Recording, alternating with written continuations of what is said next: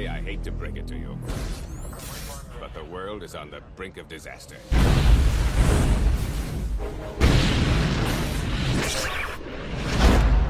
World crime is at an all-time high. And the only thing standing between order and chaos is us.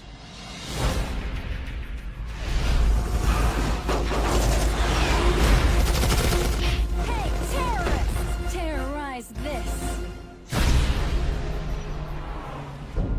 And just what does this have to do with me? Last week in Paris, we caught 4 terrorists with a weapon of mass destruction. We have to find out who sold it to them. Our only hope is to have somebody act like a terrorist. We need an actor. And they say you're the best. I've got 5 terrorists going southeast on Bakalakadaka Street. Soon every country will be in complete chaos. And so you see, the new world is inevitable. It's what? Inevitable. One more time? Inevitable! Things are inevitably going to change.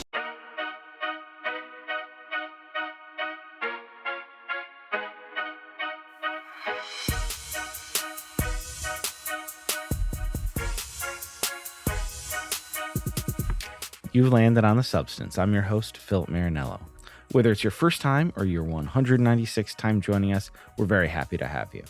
Here at The Substance, we're looking to have conversations that help us all better appreciate goodness, truth, and beauty. That's the goal most of the times, and on our April Fool's episode today, we get a lot closer to that than I was maybe expecting. We've been running for a long time. Previous guests include folks like Film Spotting's Josh Larson, Dan McCoy, the Flophouse, New York Times film critic Alyssa Wilkinson, actor-director John Carroll Lynch, and our pals over at Letterboxd, Slim and Mitchell. This week, well, actually not this week. This is a special, like I said, special April Fool's episode. We're doing Team America World Police, and we are joined by Justin LaLiberty. I was very excited to have Justin on. He's been somebody who I have wanted to have on for a while, and every time Cinématographe or VSU puts out a new loaded out Blu-ray, I'm like, oh, is that the one I reach out to him for? And it just happened to me. I'm like, you know what? Like, he rated it pretty highly. I'm pretty sure I want to do Team America this year. And I was like, hey, I didn't think this would be the first one I reached out to you for. But he was very gracious with his time, had a wonderful time speaking with him.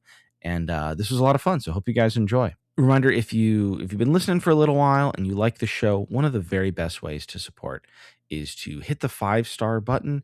And if you are listening on an app or a site that allows it, to write us a review.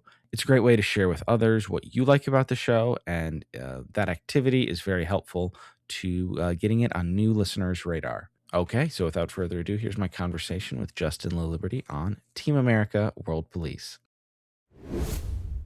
And honestly, on the April Fool's episodes, we usually find something like real in these silly movies, but I always have fun programming our April Fools. And I was like, I think it's time for Team America. I thought this several months ago, and then a lot of things happened in the world, and I was like, oh, is this almost like too much to do right now? But here we are. Yeah, I mean, I think it's a very appropriate movie to do right now. Yeah, no, as I was watching it this week, I was like, shoot, this is very, it's a good time to remind everybody to go check this out. Well, okay, Justin, welcome to The Substance, man. Really happy to have you with us. Yeah, I'm happy to be here. Thanks. I have really, really enjoyed following your work for the last several years, but for the listeners who may not know, want to give an elevator pitch for kind of who you are, what you do, like the Vincent, OCN, Cinématographe world. Yeah, I am director of operations of OCN Distribution, which is sister company to Vinegar Syndrome. I manage, manufacturing and scheduling for about 47 partner labels now, which is kind of insane to think about that's what it's grown to. I also curate and produce a line called Cinématographe, which is a sublabel of Vinegar Syndrome, and that is kind of focused on American cinema from roughly the late 60s through the 1990s. And yeah, I just watch a lot of movies and sell movies. Kind of like the dream gig for many of us. No, with the stuff you've done with Vinegar Syndrome and OCN and building all the sublabels, I've Had a few friends and acquaintances get some of their movies put out on some of the sub labels. It's always very cool to see. But then Cinematograph, those are just gorgeous. Is what is it like year 2 or 3? Like that isn't been going on for too long now. 2 years as of this past January. So yeah, it's pretty early. But we're into 32 releases in now, so it's been going really well. No, it's very cool. I've almost like I'm not the kind of collector that needs to get everything, but whenever there's a new label that looks amazing, I'm like, okay, do I want to jump in and like feel like I need to get everything? But I just recently purchased on sales a couple times I pulled the trigger, but I've had so many other things. I just brought my first Cinematograph title. You guys got me with Scorsese. He's one of my guys, and I'm so grateful. Him and a few others, like people who are getting up there in years, really going back, putting in the work to preserve their films. So it looked like an incredible package. I can't wait to dive into the new Boxcar Bertha set. Yeah, I'm really happy with how that came out. I think it's a movie that people don't really talk about in regards to Scorsese, and some of that is, I think its reputation over the years has been that it's not a very good movie. But I think the problem is that people have compared it to his other movies Yeah. rather than, movies like it that came out around the same time. When you compare it to other, kind of Roger Corman productions, these exploitation movies of the early 70s, it's a very assured movie. But when you compare it to Goodfellas, it's unfair. Yeah, you And can't be like, "Well, it's no Raging Bull or Taxi Driver." It's like, "Okay, sure, fine." yeah, you have to start somewhere. And I think it's a very interesting beginning when you look at his career at large. I'll also say you guys were before the last year or 2, I forget exactly when it came out, but you guys were also responsible, I think, for at the time, my most expensive single edition purchase because we're on the review lists for some labels. Some people send us stuff for things, but I really didn't want to miss out on the VSU edition when it dropped of Southern Comfort. We had Mitchell Beaupre on to do that episode. I was like, I'm just going to pre-order it. Whatever, we'll figure it out. That was a gorgeous edition. Like the VSUs, I have a couple of those. Those are also just a little bit dangerous, but they're so like so much love and care. Like a lot of us love movies, but you guys put so much care and effort into the physical editions. It's incredible. Yeah, I would say a large part of that is because we're collectors. I'm an avid collector and I want to make a product that I want to have on my shelf. That's the dream is like when you get to do this professionally, you can't complain about there's not enough extras on this or the packaging isn't great because like you're in control of that. So, it's if I feel like as a collector some other label was putting out this movie I'm working on, I'm gonna do what I would want from that release. So No, absolutely. Um, so typically, like we were talking before, typically Team America would not be the type of thing, but we're doing this April Fools. But going back, looking at this, I was like, man, this is actually a very good movie. I was looking at people I follow on Letterboxd. I was like, I think I want to do Team America. Who should I reach out to? And I saw, oh man, Justin LaLiberty, 4 stars and a heart. Like you've been somebody I've wanted to had on for the last several years. I was like, I want to pitch him the right thing first. I was like, man, I think the first thing I'm going to pitch him is Team America, but you're very generous and you responded like right away. yeah, I mean I genuinely love Team America. I don't think, it's when it came out, I was working in a multiplex when it came out, and I think it just kind of got a lot of attention because it's got puppets having sex in it. And I think that Sure. was sort of the takeaway was, it's an R-rated movie with puppets from the creators of South Park. But, like South Park, I think it has a lot of nuance to it. I think they clearly care about animation and stop motion. And it's technically a very impressive movie. Like when No, it you look is. yeah, it's kind of incredible, like, what they pulled off with puppets, and that the action feels like action, like, it's not I don't think it's a gimmick, I think it's, like, a genuinely good movie. No, so that's where I was going to start. You said in 2004 you were working at there. I was like, who was Justin in 2004 and kind of how did this hit you on the front end? Were you a South Park guy? Did you see Bigger Longer Uncut in 99? Like what was kind of your going into this the first time?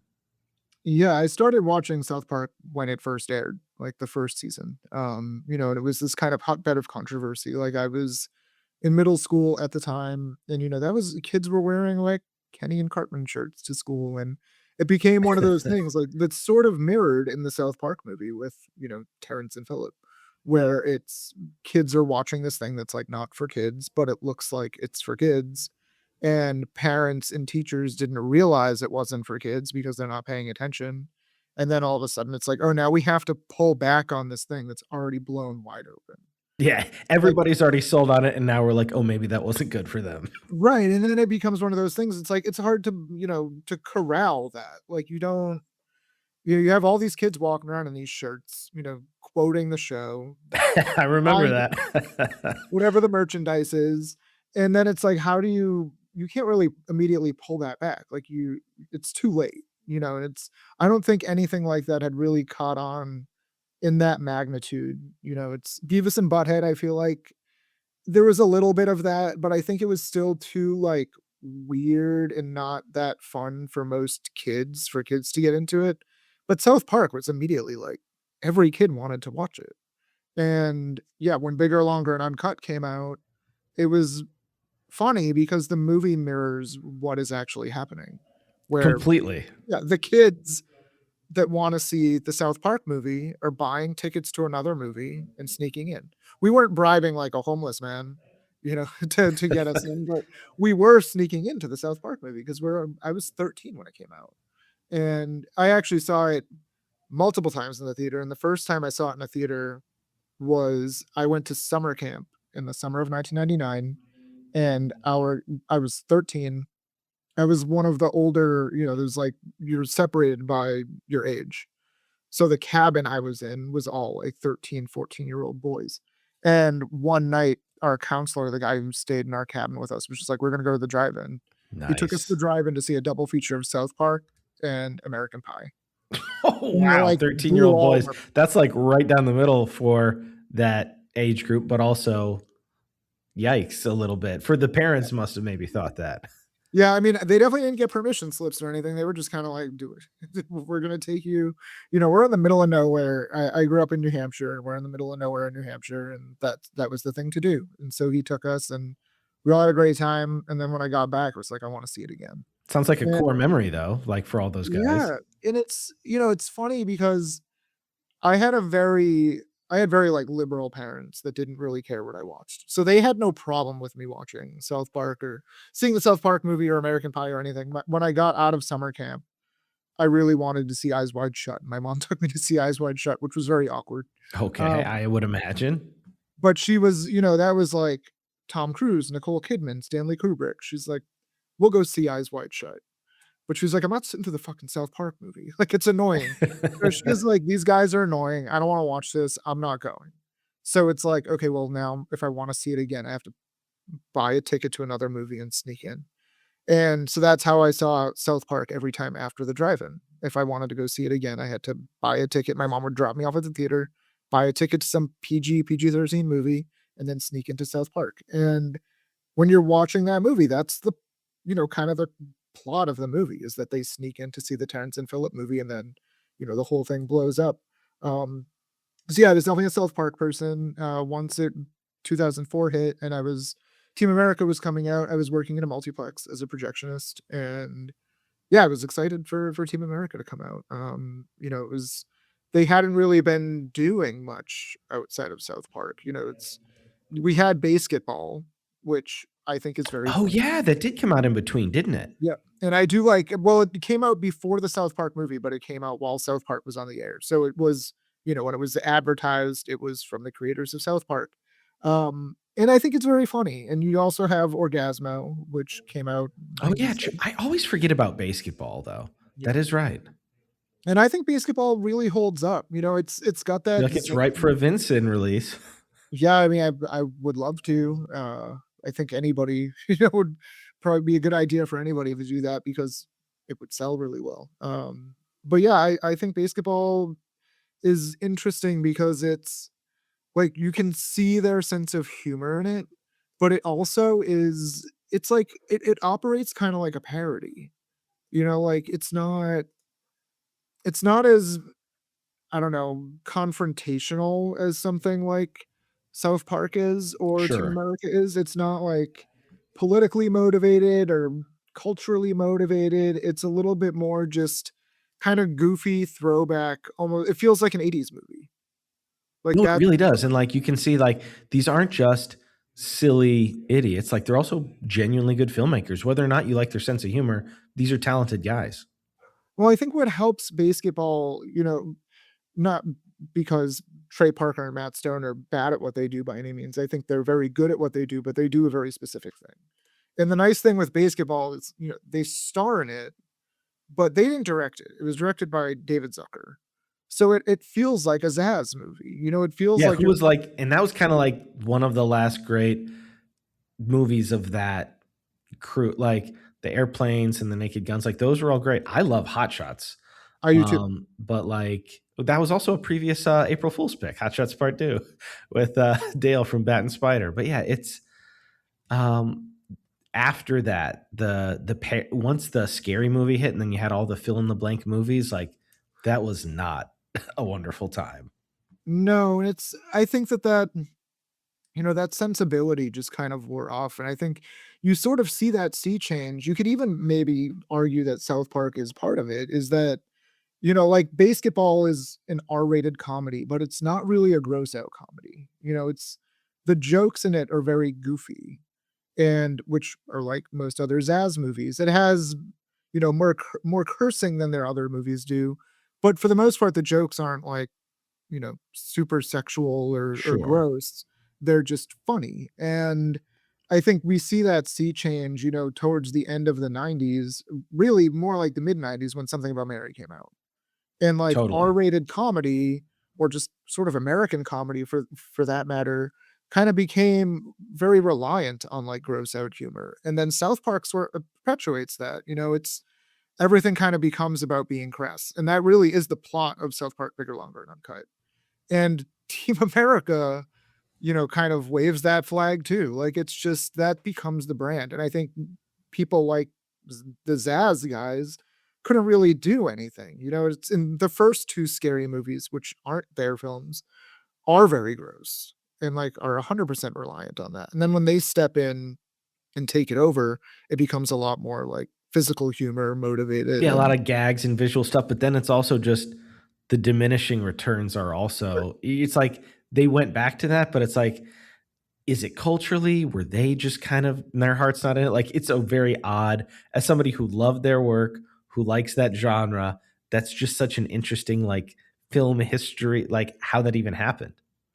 yeah, it's weird. I think it happened out of necessity to some degree. It's they needed to keep the franchise going, or needed. The studio desired to keep the franchise going because it was profitable, and you need somebody to kind of step in and make the next one. And I don't know. There was those other parody movies happening in the 2000s that were terrible, like Date Movie and Epic Oh, Movie. yeah. So I think they just were like, let's go back to the people who did this really well. And for all intents and purposes, Scary Movie 3 is not bad. I Like do it's like 3. 3 is the funny. one non-Wayne's one that I Yeah. like.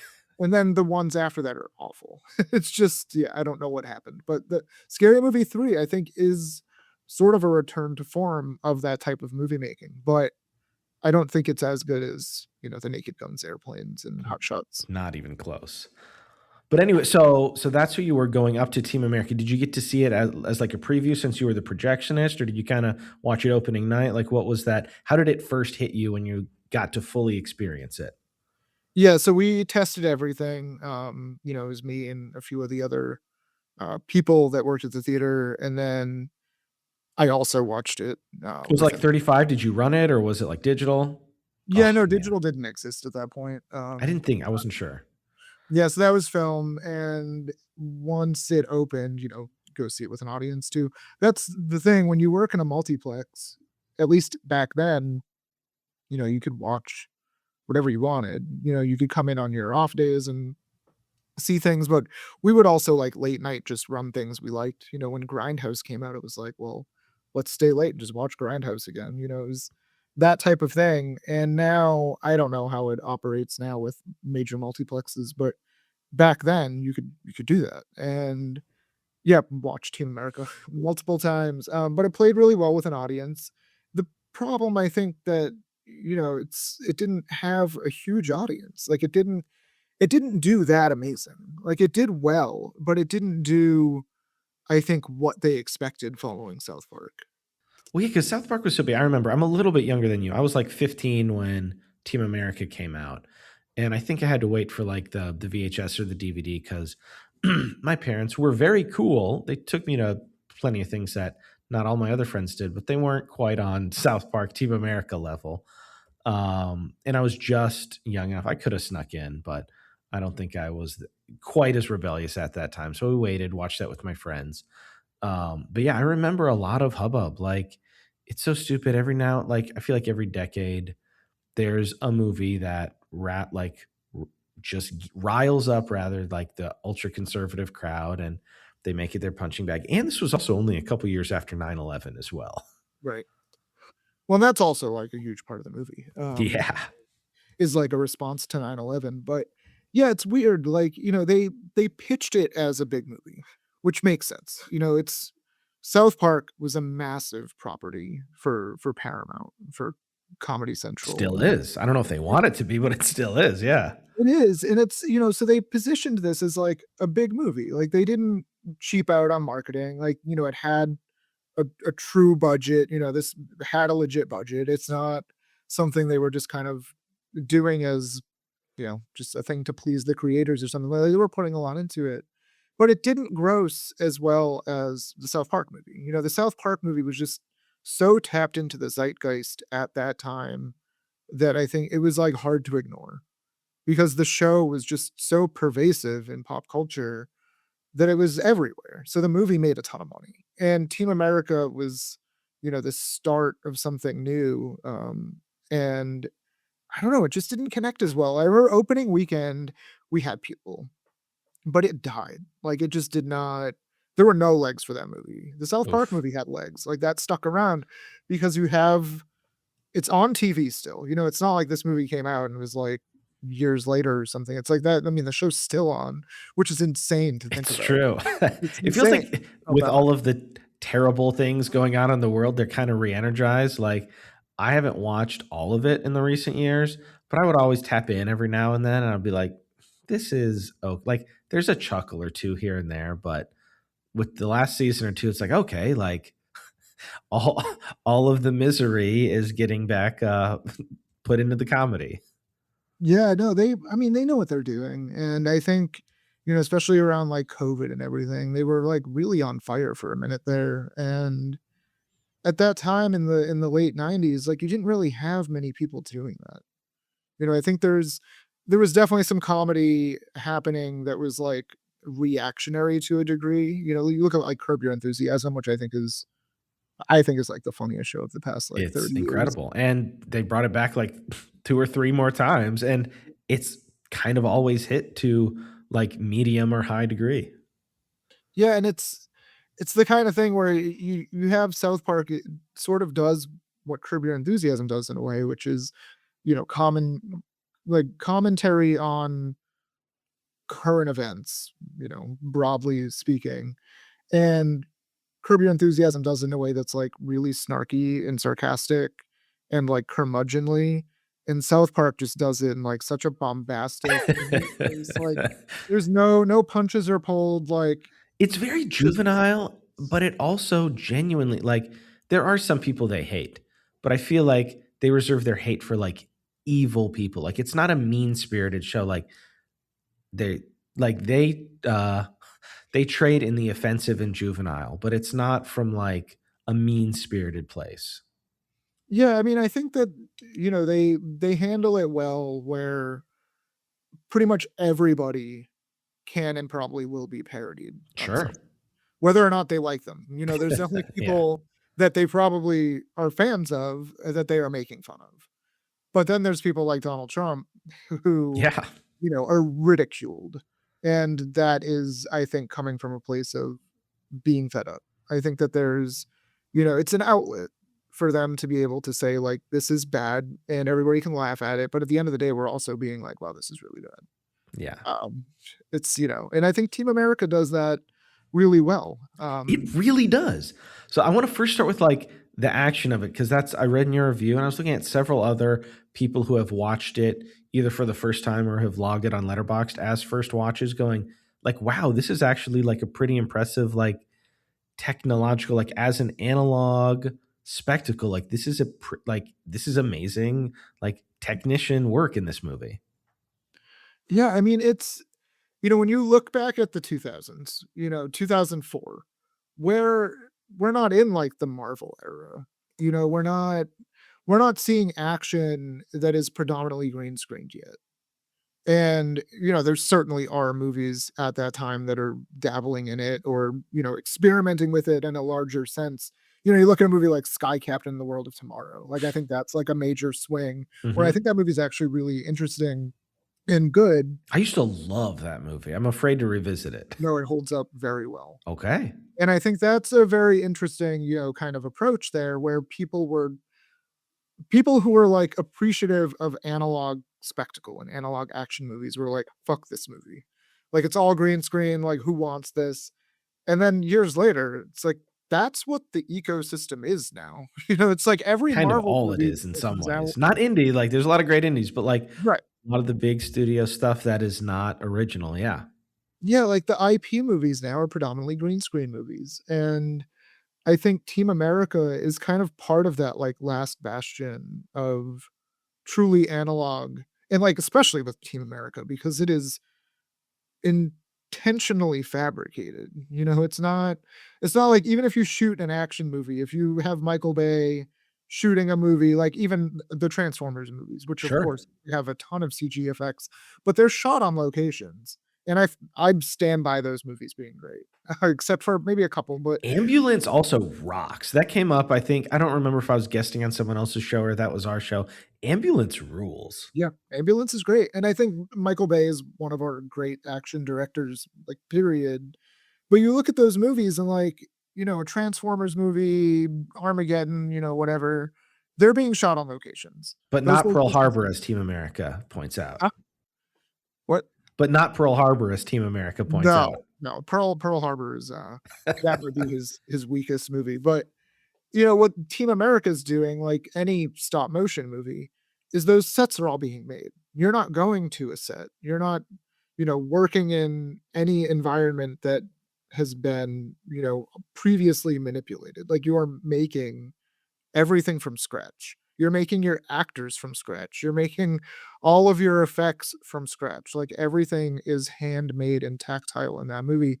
And I think going from or looking, back now at what studio action movies became, Team America really feels like it's like a last hurrah of analog movie making and analog action movie making. And the action scenes in Team America aren't a joke. Like they don't feel to me like they're just comedy.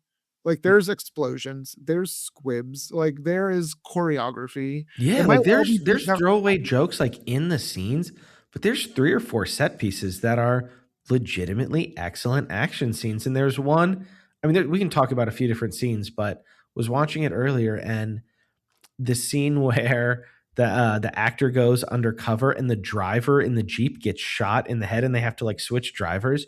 That's like a legit action scene. No, it's like surprisingly kinetic. Like it feels like there's not a lot of great comparisons around that time, but if you look at kind of the later Mission Impossible movies, like you get to kind of Ghost Recon and forward, Yeah. I feel like that's the type of action, or maybe even closer to that time period, you have the Bourne movies. And I feel like they're operating like that. Like they're trying to sort of send up like the Simpson Bruckheimer movies, but they almost just become one. Like it feels like it's a genuine movie. Like It's it's like, not. yeah, there's puppets, but like these little toy guns and these toy airplanes that are shooting missiles, like those were real explosions. Yep. It's and there's real squibs. Like, they're not on people, but like they're exploding and blood's coming out. Like it's not. Yeah, some of those like up close where some of the terrorists were getting shot and the actual blood. Like I love squibs, and I know you do a lot of work on the Cinématographe and some of your other VSU and Vincent titles. Like the 80s was fun, but like there's a lot of great action in the 90s and some in the 2000s before digital became pervasive. And like there's nothing digital can do that is better than seeing like a squib explode on a real actor or a real puppet actor. Yeah, I mean, it just the whole thing feels I mean, saying it feels real is crazy because it's puppets, but, like, it feels like you're watching something that existed in front of the camera, which to me is real, and, it's not we're not looking at CG characters, we're not looking at CG backgrounds, like, everything is as close to living and breathing as you can get with plastic. Well, So and also because it's puppets, I don't know, maybe not every audience member will think this, but I'm thinking with I know people in the industry, I've made very bad short films before, like all the work it would take, like those choreographed movie, like you see the strings, they don't hide them, they don't CG the strings out. You see the strings, you see they made these puppets, you see they made these vehicles, and they're making them do all these things. Like that's a lot of artistry and a lot of work, I would imagine. yeah, I think everything that kinda went into this, the other thing it has that feels very real is the songs. They're this is a bona fide musical as much as it is a bona fide action movie, and, Totally. it's they didn't spare any expense or, really try to phone this in. Like, I think this is the kind of movie that elevator pitch wise would sound like it's gonna be stupid. It's gonna be it's like, "Oh, okay, let's give the South Park guys a bunch of money to make, like, a funny action movie with puppets." But, like, I don't think anybody expected them to turn in what it became, which is, a really technically proficient puppet movie.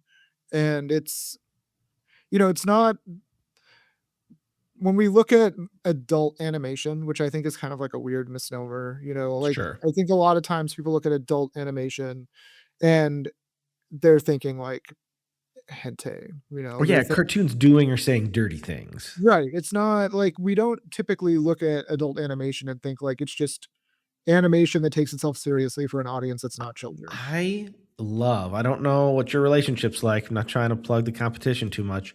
I have been loving what the Deaf Crocodile people have been doing, unearthing all this stuff because it's like, yeah, there's all this great work. It's just a medium.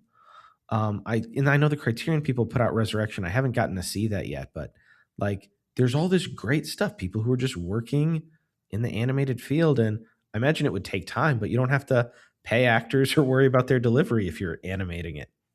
Yeah, I mean, I just love animation in general, and Resurrection's live action, but, Oh, is okay. I misunderstood. I've only heard. I'm trying to stay away from it. It looks okay. I didn't it's realize that was live action. incredible. It's an incredible movie, but yeah, it is not animated. There is, like the Deaf Crocodile guys did Bill Plimpton films, which I really love, and I love Ralph Bakshi, and I think there's just a lot of animation, like, last year there was or the year before had Memoir of a Snail, Yeah, I thought was beautiful, and I think with Team America, like, yes, it's crass, it kind of fits the definition of what a lot of people think of when they think of adult animation, yeah. Like but the it sex also and the puking and the violence. right, it has the ridiculous sex scene, but it also is so technically well made that if you took that stuff out, I think it would still work. And I think it's weird to say that, like, Team America would work without the sex and the swearing, but I think if you took that stuff out, you'd still have a very technically sound animated action movie with puppets. I mean, talking about Michael Bay, yeah, like it would be probably adjacent to like a 13 hours type movie. Like you could have that with these puppets, basically. I mean, I would watch 13 hours with puppets. Sure. Yeah, no, you mentioned the songs. One of the things that stuck out to me on this viewing, just a false memory, I thought the Team America song that everybody knows, I thought that was at the beginning. That's like 20, 25 minutes into the movie. Yeah, it's like in a montage. Yeah. And I was like, "Oh, okay." I thought that was like what I thought it was like the film like announcing itself right away. It's like, "Oh, no, it's just been a little while since I've seen it." I also appreciate how, like, varied the songs are, they're not just, like, all anthems or anything, like, there's the Freedom Isn't Free one almost sounds like a country ballad, Absolutely. which I really like that one, and then there's I mean, the showstopper is Everyone Has AIDS, which Yep. is, not something we could put into a movie now probably, but, it's of course parodying Rent, and I Sure. think And again, it that, doesn't feel mean-spirited. Like, right. it's a touchy subject, sure, but it didn't feel mean-spirited. I think it's just them, commenting on Irreverence. pop culture again. Like Yeah. it's in that is a very clearly a Rent parody. And I don't know, I've never found Team America feel like a mean movie. I think it's a crude movie, and it's a movie that certainly has its targets, but I think there's a lot of nuance to what it's doing, and I don't think that, people are going to be offended by it because there's a lot of potentially offensive things in it, but I don't think it comes across as a movie that, is like insidious. No, not at all. I was also reminded in just, like, the technical proficiency of it, I was reminded going through the Letterboxd and wiki that it was shot by Bill Pope. I'd forgotten that. Yeah, that's pretty incredible. I mean, Yeah. that's and the songs are they Mark Shaman? Well, let's pause for editing here. Could be. I figured it was the South Park guys themselves. I thought Mark Shaman had something to do with the songs, or maybe that's the South Park movie. But I feel like they enlisted like proper people to do songwriting. They probably did along with them, yeah. Yeah, it is Mark Shaman. Yeah, It's Mark Trey Shaman. Parker and Mark Shaman. Wow, wow, wow. Yeah, so it's like they enlisted the right people to do this. Like they're not phoning it in. Like it's clear that they care. Like they wanted the songs to be good. And they turned out a great movie. Friend of the show, past guest, Slim from Letterbox said, "Insane that this movie lost Best Picture to Million Dollar Baby." And like, it's a good movie. It is. I mean, I don't know. I think it's the kind of thing where, people sort of, unfortunately, I think still kind of look down on animation. They look at it as a thing for kids, or, it's not something that is supposed to be Best Picture nominated. I feel like all we've got is like Guillermo and Brad Bird like sticking up for us here. I feel like in the States. And even movies, you look at like a serious animated movie like Anomalisa, which I think Sure. is a great movie and, really technically impressive, like what they pulled off there. Also has an interesting puppet sex scene. Yep. And that's another movie that was just kind of like forgotten. Like it's Or just, people just treated it like a curio, like, oh, you went off to do that in between your real movies. Like, that's kind of how it felt like. which is crazy because it probably took way longer to do that Sure. than like anything live action. It's just, I don't know. Or sell the shell like it has to be cute in order to be taken seriously. I think Team America has two things working against it: animation and comedy. And Sure. those are two things that are very rarely awarded. And it's unfortunate. It just interesting, like looking at it through the substance lens. I know this says not exactly the goal with this movie, but I thought it was very interesting just considering it. I don't have a thesis or a fully formed thought on it, but I think it'd be interesting to like consider. And listeners, feel free to email in or message us. Like, Justin, what do you think about like the valid criticism of performative political activism from entertainers, coupled with what they were doing in this movie and what they're doing now in the Trump 2.0 administration? Like, I just feel like that's a very interesting phenomenon. Like, they're both, and not that it's either one is wrong. Like, it's also just funny. Like, they always have to go back to like we're doing comedy, like we're trying to make you laugh, and it is funny. Like Matt Damon, like I can't tell you how many times that pops into my head whenever somebody mentions a Matt Damon movie. Matt Damon. Matt Damon. Matt Damon. Matt Damon. Matt Damon. But like taking shots at Sean Penn or Tim Robbins or Alec Baldwin, but then also they themselves with this movie raging against the war and now raging against American fascism, which I think is a very valid thing to do for people in the arts. Like, what do you think about that? I mean, I think the kind of going back to what I was saying earlier, the nice thing about South Park and I think also Team America is that they aren't afraid to take shots at people they might be friends with.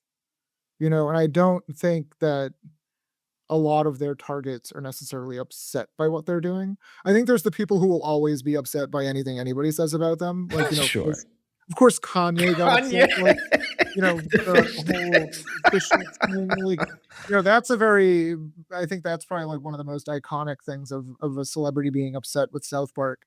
And then, you have, like, Trump, who's mad when anybody says anything, like, about him, period. So there's people that are always gonna be upset by what they do, but then I think there's people who are really good sports about it. Like, I don't know if Matt Damon was really mad about it or not, but I'd imagine he probably took it well. Yeah, I can't imagine, or if he did, like, I can't imagine that was a thing for him, really. Yeah, so it's I don't know, I think that with the way they kind of function, I think it's almost like a badge of honor to be parodied by South Park. Of course, I'm not a famous person, so I don't know, like, how much that sucks or not, but I think that it just feels like to some degree you've made it. Like, you're now you're a joke on South Park, and with Team America, that movie is so reliant on where our culture was in the early 2000s and what culture was informed by 9/11. Yeah, you're You know probably not doing the Film Actors Guild in, 2026. Yeah, you can't I don't think Team America is a movie that can be separated from 9/11. As Sure. unfortunate as that is, like, I think it's a movie that's very much a response to kind of the cartoonish amount of patriotism that sort of followed in the media. The people like, war movies kinda just came back Yeah. because people were really angry and upset and, like I mean, it's a hard thing to articulate 25 years removed from what happened, and then but you see Hollywood's response to it, and I think that that's what they're doing, is they're commenting on that response, and they're commenting on how certain people in Hollywood reacted versus other people in Hollywood reacting. And I think that them pulling off that movie is kind of an insane feat because they're taking tens of millions of dollars of studio money and they're basically making fun of the fact that people are patriotic following 9/11. They're like True, absolutely. the idea that like there's this kind of squad of almost like American mercenaries that are just gonna go like solve this problem in the world is a very it's a very funny, like pointed take on like what people were expecting America to do And kinda following. what they did and how a lot of people probably wish we would be, and how, like, we're really trying to fight to not be that. Yeah, I've never done this because I'm not that weird, but if you did a double feature of Team America and Zero Dark 30, I think it would be a really interesting comparison Sure. as to, like, what that response is, because when you look at Team America, which I do think is, like, a legit action movie, and you look at a movie like Zero Dark 30 or other movies that were sort of kind of a response to, like, various conflicts around that time, in the world, and you you start seeing that, like, what is that Paul Greengrass movie with Matt Damon? What is it, Green Green Zone? Zone? Yeah, like, movies like that, like or even movies like Jarhead, that are a little bit more dramatic. Like, you start seeing that, like, the patriotism that comes out is very brash, and it's very masculine. And I think one of the interesting things about Team America is the crew isn't all men. I think that you start seeing things that are a little bit more I don't know, it's of course grim because they're war movies, Sure. but there's something very, like, uncomfortably triumphant about it. Like, there's Absolutely, like, because I mean, you do have Jarhead. I remember really enjoying Jarhead. I wonder how that would play now, because that was more of a it was a reflection on, like, there was underlying patriotism, but it's like, this is not what the Team America people are trying to like, the people who Team America was parodying, like, it's like those rah-rah people. Jarhead is like, that's not what it is. Right. And that felt fresh, especially, like, as a young person, because I wasn't old enough to get drafted and I didn't volunteer. Like, I was too young to go after 9/11, thankfully. Because yeah, it was a mess, and Team America was in their comedic and musical way sending that up, and it sadly hasn't become less relevant. No, I think if anything, it feels, as relevant now as it did then. Like, I don't it's everything's scary, and I think when things are scary, people want to find levity, And Team America did that. Like, I think in 2004, I don't know if it was the first movie to kinda come out and, like, explicitly deal with, current events in a way that was funny, like, around that time. But it's the first time I remember, it's like that's the movie that I remember post 9/11 being like, "We need to find some way of dealing with this that isn't just movies that are dramatic or action." Yeah, Action. like movies that are trying to stir up your patriotism and your like desire for vengeance. Yeah. There was because there's also things that we needed to look at, like, you see it with, like, Fahrenheit 9/11, which is, of course, a documentary, but it's a very funny documentary. Sure. And I think that there's a point where you have to start looking inward and being like, you know, n there's a lot of enemies here. It's not I think there was a period of time there where, of course, George W. Bush was the president, and he was kind of a buffoon, and there was people prior to 9/11, I think, didn't take him all that seriously, and then there was a minute there where people turned to him because he needed to Sure. lead a nation through, like, a horrible thing, and he became, like, a little bit less of a buffoon, but then it, like, it kinda ran rampant and became a little bit more cartoonish, but you have that administration was kind of ridiculous, you Oh look at, like, yeah. you see and there's been multiple movies that have been made, for about or around various people in that administration or other events, and almost all of those movies are funny to some degree because it was ridiculous, and I think that was the kind of thing we couldn't really, allow ourselves to accept in that, a couple of years there, but Team America, I feel like, really shined a light on that. That was like, not we're not only they're not really just making fun of things that are happening overseas. They're making fun of things that are happening on our soil. Totally. I just looked it up. I wasn't sure. Borat came out a couple years later. That was like the other big one. Yeah. But that also had the foreign, like you could have for the very ignorant people who just wanted to buy a ticket and laugh, you could have the separation there. But yeah, no, that it was exactly looking at that. Yeah, Team America, I think it was certainly the first big studio. Like I remember the trailers, I remember the interviews, like because I was also a big movie guy. Like if you were a movie person, there was so much available. But even if you were just like Joe Schmo, regular guy, like you knew it was coming. That's back when we also had like a monoculture. That was before the iPhone. Yeah, I mean, it came out, it wasn't a summer movie. I feel like it came out It was October, I think it said. October. Yeah, it was because it wasn't a big summer movie. I remember being like, colder out and everything when it came out. But yeah, they pushed it. Like it wasn't a thing that was like, like a for real ones only type of thing, like that people were, just seeking it out. Like it was a thing that they made as it was a splashy movie. Totally. Um, the sex scene and the puking was also very funny. Like that's a part of it. I forget. I feel like the puking scene might have even been longer than the sex scene. Actually, this time around, I was like, man, they really milked it. Well, I think one of the things that you kind of have to consider when talking about Team America or the South Park movie is that both of these movies are animated and earn NC-17s and had to be cut, which Yeah. is Oh yeah, yeah, yeah. Totally. like, it's and that was the whole thing. Like, and they've been, very vocal about it, and they were when it came out, how ridiculous it was that the How MPAA gave them silly. like How silly. like you have to cut down your sex scene with puppets in order to not have an NC-17. Like that is insane. Like that shows how like much of a joke our ratings system is and just how puritanical we are like still kind of as a country that people can't just go to a theater and watch puppets in weird sexual positions. Like and now of course the unrated, the uncut version is on video, but you see that version now and it's like it's so innocuous. It's like who cares? Yeah.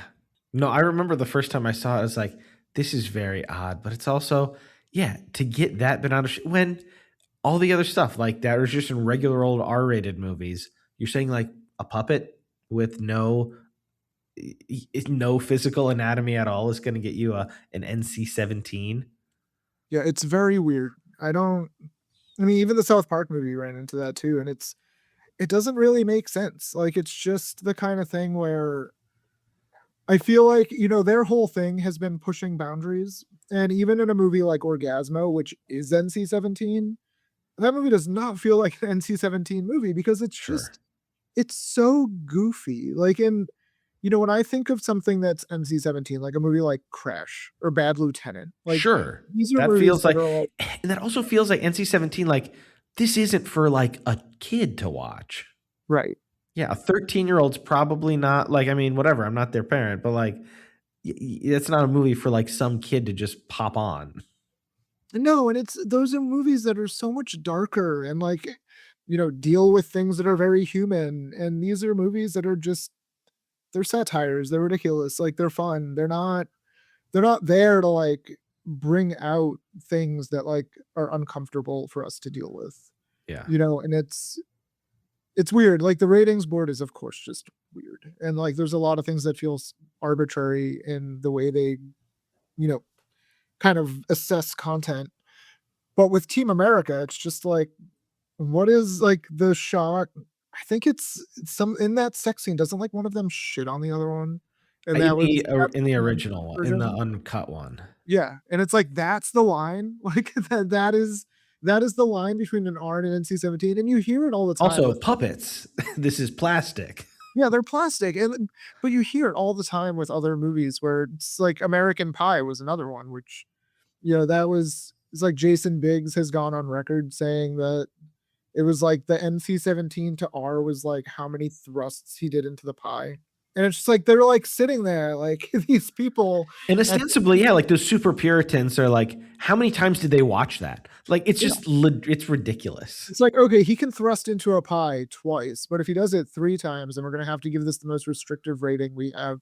And it's like that's the kind of thing that is just, with a movie like Team It's a America, like weird racket. there's a part of me that thinks to some degree it's like they're trolling the MPAA. I Like think I remember Trey and Matt specifically, or maybe it was another filmmaker, like they just sometimes they'd be like, okay, like we cut it down and then they'd add more. Like just because like in making these people watch like the craziest stuff they could come up with, and then they basically would more or less get the cut they were trying to get anyway. it's Because just it's it's very weird. But yeah, I remember that being, a big thing with Team America was like you saw news articles about it. They were like trying to get this R rating and they kept having to cut it down. yep. Um, any big picture final thoughts before we do some promos and one or two segments here? I mean, I think the big takeaway for Team America for me is that it's not a relic of its time like it might appear to be. I feel like it's the kind of thing that was, is such a response to things that were happening in the world then. And it, grew out of South Park, which was such a thing in the zeitgeist at that time, that I feel like Team America on paper shouldn't be a thing that holds up, but it does really well. And I think the reason it holds up so well is because of how technically interesting and assured it is, and that the humor wasn't as timely as, was timely in its response to the events, but I think it's evergreen because the world is horrible and will always probably be horrible. Yeah. Currently in our state, yeah, still bombing people for no reason, and yeah, leaders not being leaders the way they're supposed to be. So it ends up still feeling very valid and relevant. Yeah, it's a great movie. Very good movie, and like, yeah, not for like young children, obviously. Like they are. It doesn't feel edgelordy. Like it just feels juvenile, and that's not necessarily a bad thing. Yeah, people with it's filmmakers with tens of millions of dollars that are getting to go to work with toys and, Yeah, and make a movie that they want to make. And I don't know, there's something very refreshing about that to me, that this is a thing that they were able to make. Of course, they were able to make it based on the fact that they had another property that made a larger company lots and lots of money. But I don't know, I feel like this is the kind of thing that would never get made now, like yeah. for a number of reasons. Let's make more movies like this. Okay. Justin, one of the things we like to do occasionally when we can is get a bonus question from somebody in your world. I don't know if you got a heads up on this. I heard tell that you have a very good David Byrne story. If you'd like to share that with us. Oh, it's that's interesting. There's only a few people that know that, but yeah, it's very embarrassing actually. So I was a projectionist at a theater in the 2010s, and we had a screening where he was just there in the audience, like, he just came to see a movie, and I was down in the theater after the show, and I was just talking to people, and I ended up talking to him, but I didn't recognize him. I had no idea it was David Byrne.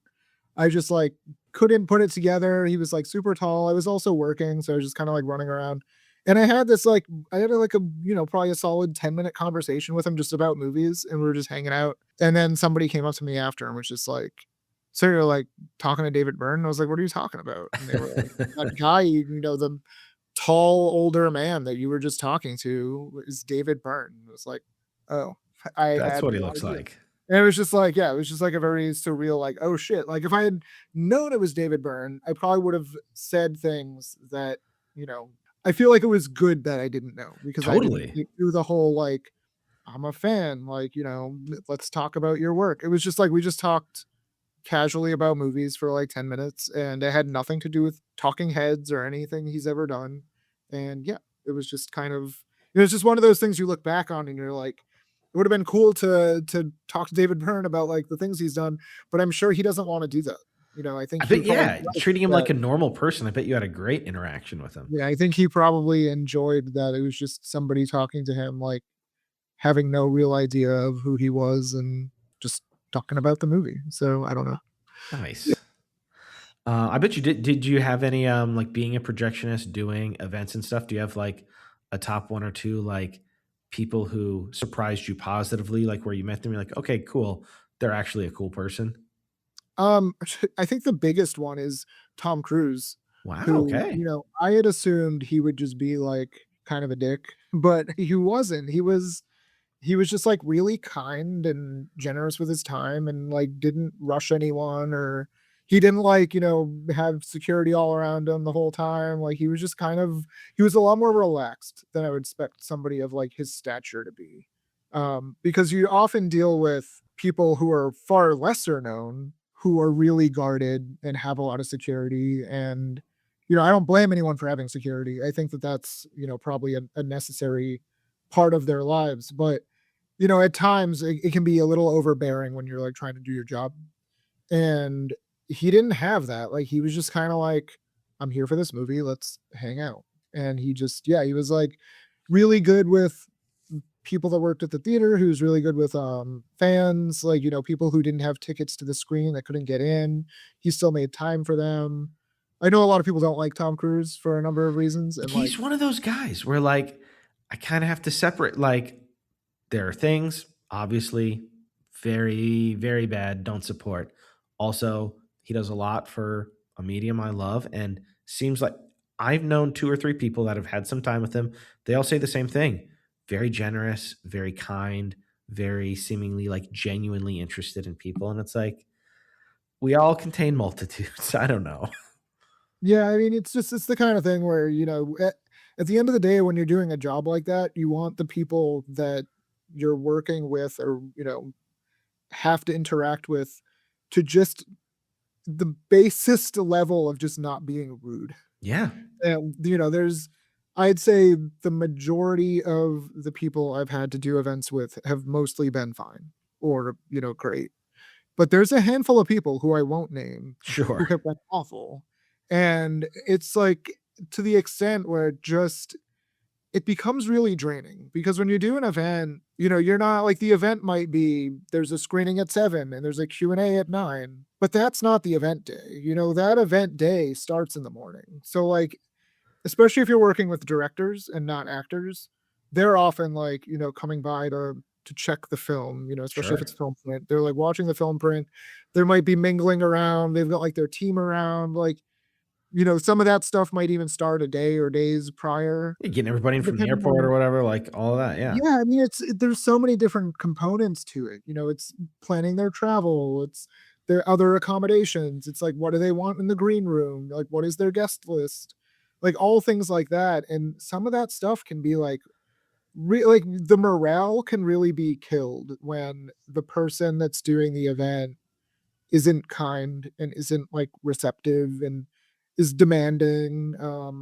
Things like that can be really hard because then you're also you're trying to mitigate that so the rest of the staff, doesn't kind of fall apart. You don't want, and then you also just don't want people to like not be excited. You want Yeah.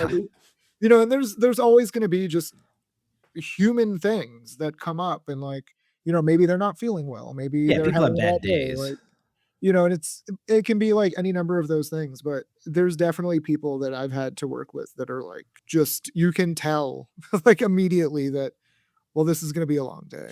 And then there's people who are just like the absolute best. And my favorite person I've ever done anything with ever is, I always say, is Jonathan Demme, who, Nice. I got to spend a few years just kind of working with. And yeah, I just did this event for Married to the Mob in New York a couple nights ago even, and I invited, his wife came and other family and friends, and it's just like everybody loved him because he was the kind of person who, you talk about generous with time. It's like he wouldn't not talk to anybody, and he never had any airs, which is, the thing that I really respond to the best with, people that are more famous. And he never acted like a famous person. It was just, he was just there, and like he wanted to talk about movies and like hang out and just like be around people. And I think that's the kind of thing you see in his work, and I think that that's something you see in like the filmmakers or performers who are nicer. You can kind of see that in their work. And Totally. Jonathan made a lot of like documentaries, especially later in his life, that were just like these really sort of, Coming back intimate. to Talking Heads, actually. Yeah. And then he just made these like intimate, small documentaries about like people. He made this documentary called I Am Carolyn Parker that dealt with Katrina to an extent. And I think you see that like in just talking to him. He's like, he just wants to know people. And every once in a while you encounter somebody that's a little bit more famous that feels like that. And it's really refreshing to kind of just, go, oh, they're people like us. But then you meet other ones and you're like, they're not like us. They're not, you know. Well, you mentioned Married to the Mob. That's on my radar. I might need to pick that one up here down the road, but I know, like you said, so many sub-labels. The floor is yours to what you have coming out now, what you have coming up in the coming months. Like, what are you excited about? What do you want to tell people? And maybe you can give a few different types of genres of different things coming out that you want people to look out for. Because our audience is big movie people, and there's a pretty good contingent who are physical media people. Yeah, so one of the probably most known things about Vinegar Syndrome at this point is that we don't pre-order anything far out, so we don't announce anything ahead of time. So I unfortunately can't really say much about anything that's coming up. Oh, yeah, that's not already on the website, and this is coming out Yeah, so April I am 1st, very so excited about things that are coming up, but I can't really say much about them. I will say that this month in March I put out a movie called Badge 373, which stars Robert Duvall, who of course passed away recently, and I think it's one of his like great sort of under known performances where he plays a version of the same real life cop that Gene Hackman played in The French Connection, a cop named Eddie Egan. And I think that's just like a really, really good, like solid kind of workman-like 70s New York police procedural movie. I love those sorts of movies, and I had not heard about it, or, like, maybe I had seen it on IMDb or Letterboxd, but it was, like, 0% on my radar, and then I read the blurb, and I was like, "Geez, I gotta look at Yeah, this." it's good. It's good. And then, I think that there's, we do a lot of horror movies at Vinegar Syndrome. One of my favorite movies of the 90s is Office Killer, and we just did a 4K of that, which is a movie that I've been, waiting to see a Blu-ray for years.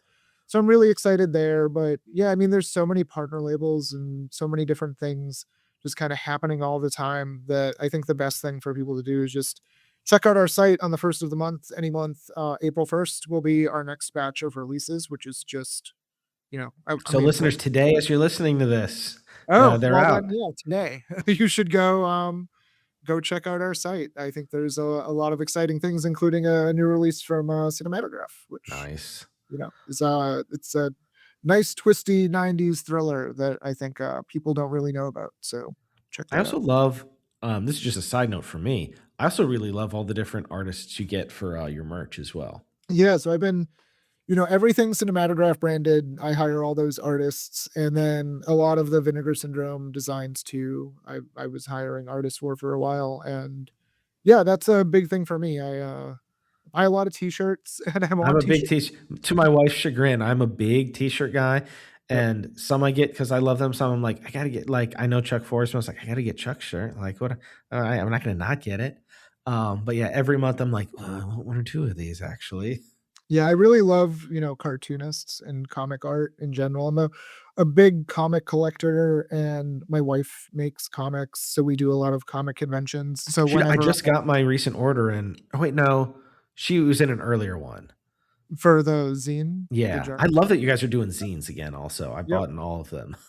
Yeah, so we go to a lot of these comic shows and I'll go around and just, find artists I like and get their contact information and hire them. And then there's some that are people I've just admired their work for years, like Michael DeForge or Chuck Forsman, and Rich Tommaso just did a shirt for me. I love that new Tommaso shirt. The Tommaso shirt's great. So, and there's gonna be a lot more stuff like that coming. So, Well, excellent. Well, that's it for this, man. I really just appreciate you coming on, man. I have admired your work in so many ways. Particularly, like I love Blu-rays.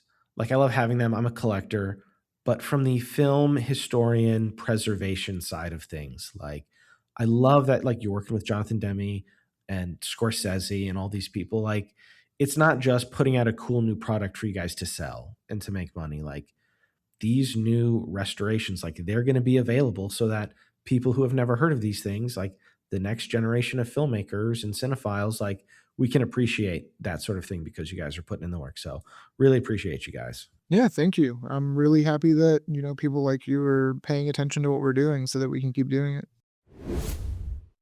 There you go, Team America. What a fun rewatch and revisit.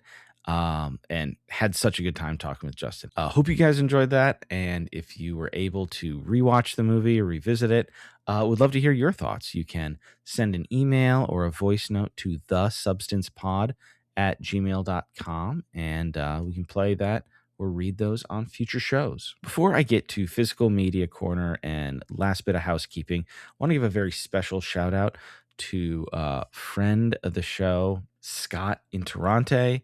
He is the host of the Big White Elephants podcast, as well as This is the Greatest Song I've Ever Heard in My Life. Wonderful sound editor. If you're in the VHS Village, he was behind Kev's incredible Oscar medley on this year's Austin's Awards. He helped me out so much with this episode. There was a sound issue, and he was able to help me make this episode far more listenable than it would have been without him. So thank you, thank you, thank you, Scott. Owe you a drink at the next meetup or a Blu-ray or something. I really appreciate that. Okay, on to Physical Media Corner. This week, I keep saying this week, on this episode, since this is a special one, we'll be highlighting 2 releases. One that was sent to us from our pals over at MVD, and the other from Imprint via Vision over in Australia. The first one from MVD, a new release from Arrow. There's a Blu-ray and a special edition 4K. It is Eugenio Mira's The Birthday. This is a film from 2004 that was lost for a very long time. The story I've read and I've heard is that Jordan Peele was instrumental in getting this back out into the world. This was a film that was lost, I think it said, for around 20 years. This is a wild, wild movie. Corey Feldman stars in this film, and genuinely, I think it might be his best performance. He said he feels that way as well. This is a very trippy, nightmarish, surreal.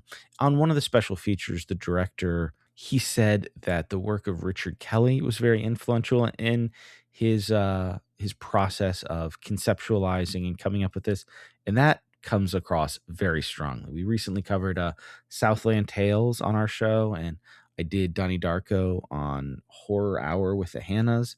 So Richard Kelly's been top of mind a little bit lately, and this is very much in that vein. It's one of those, like, it's on its own weird wavelength movies, and it does everything right in my opinion. It's about a guy meeting his rich girlfriend's family at a party, and things get nuts. I don't want to say too much, but it was a very good time. It's very cool that this movie became unearthed and that we have it. And the Arrow Blu-ray is amazing. So go check that out on a future sale. That would definitely be worth at least checking out, if not owning. It's a very fun one, and one that I will really look forward to introducing to new people going forward. And then from Imprint and Viavision over in Australia, we were sent the new release of Peking Opera Blues. All the Hong Kong movies are coming out everywhere, and it's so wonderful. I either talked about that on this show or one of the guest spots I've done on lately. So many of these movies are beloved. Some of them not as many people seen as they should. Let me check here. I've got it open. Yeah, Peking Opera Blues, as of recording right now, only has 15,000 letterbox logs, but this was a revelation. I'd heard about it before, but I don't think a DVD or a Blu-ray was ever accessible to me. So this is not one that was high on my radar.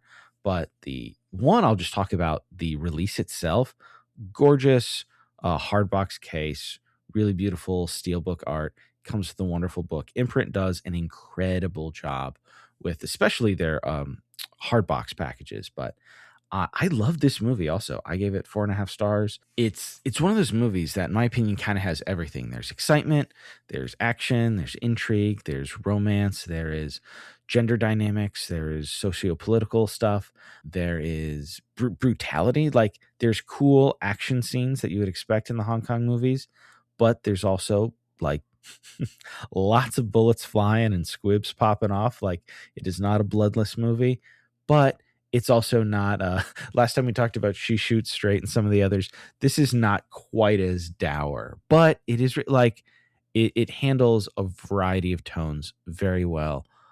Action set pieces are great, the performances are wonderful. Peking Opera Blues is one that I would highly recommend you check out. I will have the links for both of those films in the show notes here. Okay, next on the substance. Well, actually, before next on the substance, hadn't said this yet. Said at the top, hitting that 5-star button and writing a quick review is helpful. Also, if you are listening to the show and you like it and you aren't following or subscribed or whatever your app calls it, do that.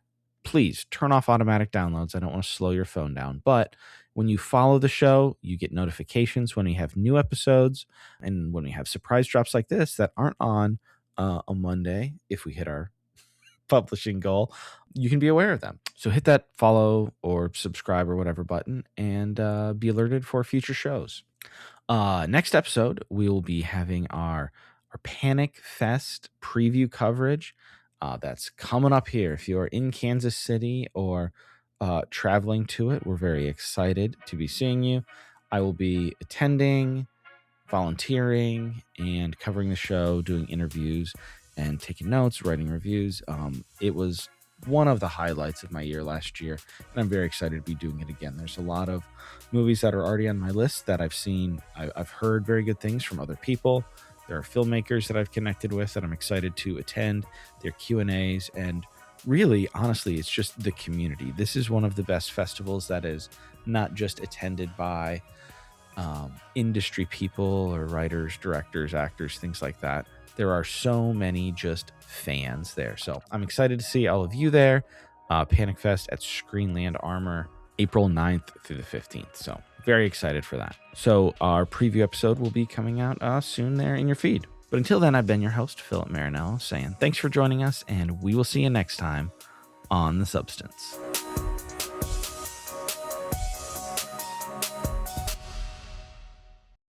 Sean Penn, he wrote us a letter. Yeah, he just wrote us an Sean Penn. angry letter that was so funny because what he says in the letter was the stuff we had him saying in the movie was like, well, I've been to Iraq. Last year, I went to Iraq. Before Team America showed up, it was a happy place. When celebrities get made fun of, they really, they cannot believe it.